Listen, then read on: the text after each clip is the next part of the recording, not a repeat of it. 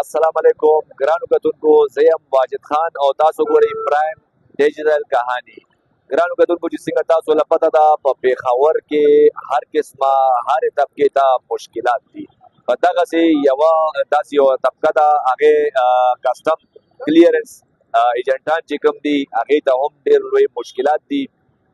په نن نه یو څو ورځې مخکې سرحد چیمبر کانفرنس چې کوم صدر دی پېښور، هغه چې کوم دی په شارټ نوټس باندې د کلیرنس ایجنټانو په وینا باندې ټریپورټ له تللی دی او د هغې چې څه مشکلات دي هغې سره خبرې شوي دي.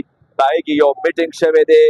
په هغې کې چې کوم دی د دې څومره کابینه وه د صدر صاحب هغه هم ورسره موجود وه.